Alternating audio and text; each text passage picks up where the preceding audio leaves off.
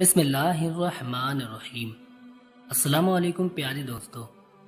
اشفاق احمد کہتے ہیں کہ ہم سمن آباد میں رہتے تھے، جو ایک بوش علاقہ تھا۔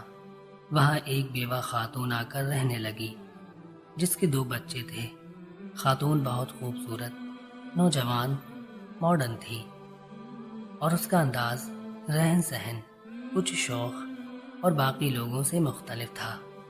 وہ خوبصورت اور باریک کپڑے پہنتی اور بے تحاشا خوشبو کا استعمال کرتی تھی، یہاں تک کہ اگر کوئی اس کے گھر کے آگے سے گزرتا تو خوشبو کی لپٹوں کی زد میں خود کو محسوس کرتا۔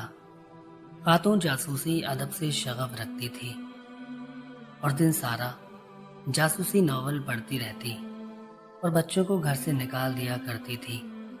اس کے گھر کچھ مشکوک لوگوں کا بھی آنا جانا تھا، جس کے باعث خاتون کے بارے میں لوگ اچھی رائے نہیں رکھتے تھے۔ اشفاق احمد کہتے ہیں کہ ہمارے گھروں میں آپس میں اور جمعے کے وقت مسجد میں بھی باتیں ہوتی تھیں کہ محلے میں یہ کون اور کس قسم کی خاتون آ کر رہنے لگی ہے۔ ایک دن ایسا ہوا کہ وہ سبزی کی دکان پر گر گئی اور 3 دن بعد انتقال کر گئی، اور جو لوگ اس کے گھر آتے تھے وہی اسے کفن دفن کے لیے ساتھ لے گئے۔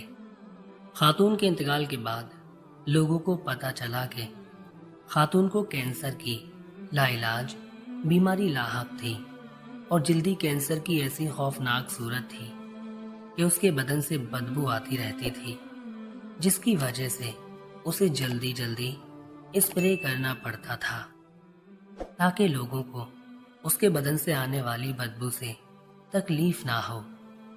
اپنی اسی بیماری کی وجہ سے ہلکا پھلکا باریک لباس پہنتی تھی تاکہ زخموں کے ساتھ کپڑے الجھنے سے اسے تکلیف نہ ہو۔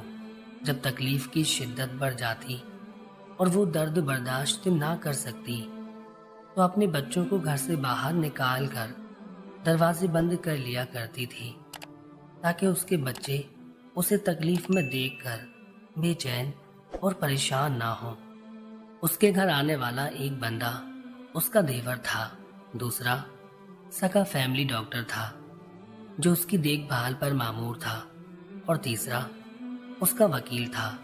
آخر میں اشفاق احمد کا کہنا تھا کہ ہمیں بغیر جانے کسی پر بھی تنقید نہیں کرنی چاہیے۔ بے شک اللہ تعالیٰ کے ہر کام میں حکمت ہے، چاہے بندوں کی سمجھ میں آئے یا نہ آئے۔ برائے مہربانی ویڈیو پسند آئی ہو تو ویڈیو کو لائک اور شیئر ضرور کیجیے گا۔ جزاک اللہ خیرہ۔